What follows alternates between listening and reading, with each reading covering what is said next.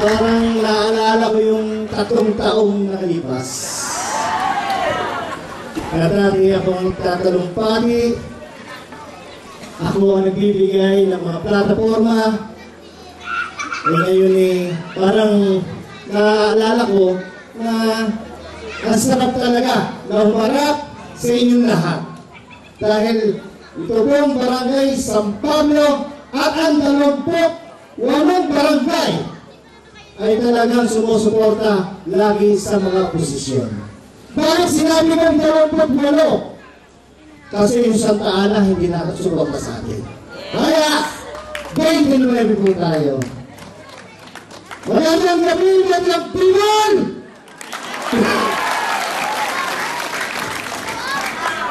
Magandang gabi, magandang Pinoy! Gusto ko po na gisingin po kayo at marami pa po mga magsasalita. Pero pang gabing ito, hindi ko alam na ako pala yung kasama dito.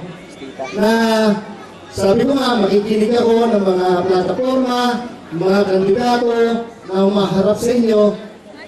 At makita rin po ang aking mga kasamahan na sumuporta sa akin noong nakaraang eleksyon. Alam niyo, 3 taon na nakakalipas na talagang sabi ko masakit ang mga pangyayari na dinanas po natin nung ako po ay lumabang mayor dito sa Santo Tomas.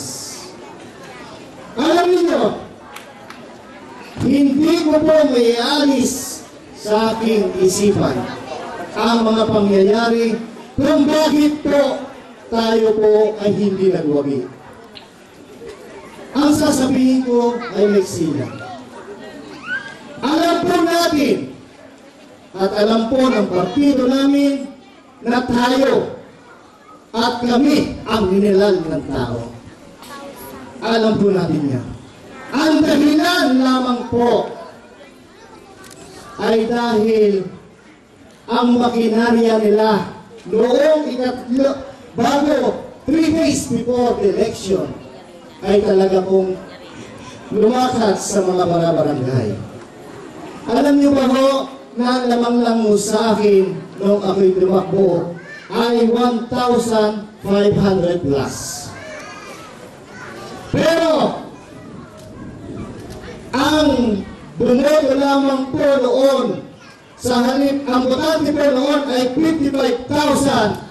Ang bumoto po ay 41,000. 15 botante na boto ang hindi po nakarating sa presinto. Ano po ang dahilan? Ang sabi po natin noon, tanggapin ang pera, iboto ang porsyonada. Ang problema, tinanggap ang pera, hindi po nakaboto. Dahil ang pamamaraan po nung nakaraang eleksyon na once na kayo ay binigyan ng pera, tayo po ay wala ng karapatang bumoto. Ganun po ang nangyari. Ang totoo po ay 9,000 ang hindi nakaboto. At yung pong 5,000 ay talaga pong iyon ay 10% po. Dapat ang siya lamang hindi makakaboto. Yan po ay yung iba ay senior citizen, ang iba po ay napatira sa ibang bayan, ang iba po ay nasa abroad. Ay yung pong tuos na 5,000 ang siya lamang hindi dapat bumoto. At yung pong 9,000, yan ang tao na ginapang sa mga bahay-bahay. Kaya hindi ko po matanggap ang mga pangyayari yun. At alam po namin na kami po ay minahal ninyo, kami sinuportahan ninyo noong nakaraang eleksyon.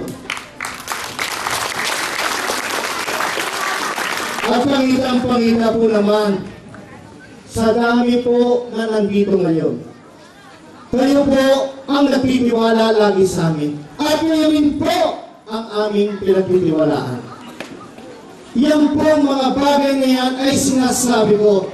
Dahil ngayon po, darating na naman ang eleksyon sa Mayo at 10. husgahan po ang mga kandidato nito. Sana'y huwag mangyari ang nangyari noong nakaraang eleksyon. Sabihin niyo po sa inyong mga katabi, tatanggap ka ba ng 500 o 1,000? Sabihin niyo po sa inyong mga katabi. Ano ang sagot ng katabi niyo? Hindi! Yan. Sana pagkatuan po natin yan. Dahil ang boto po natin ay sagrado at iyan po ay hindi pinagbibili. Not for sale po yan. Kaya mga kasama, ang Liberal Party po ay humaharap sa inyo. Tinatangkilik po ng ating po kandidatong mayor at vice mayor at mga konsyal upang humarap at magtunggali sa ating pong nakaupong mayor. Ito po, ang ginagawa nila ay hindi po biro. Isang sakripisyo na ang sakripisyong yan ay para po sa inyo. Hindi po ito isang paramihan lamang. Pero, ang piliin ninyo ay ang pagkatao ng kandidato. Ano ang magagawa ng mga kandidato? Pero, ang lahat po ito, bago dumaan at nabuo ang partidong ito, dumaan po sa pagsusuri ng ating pong mayor.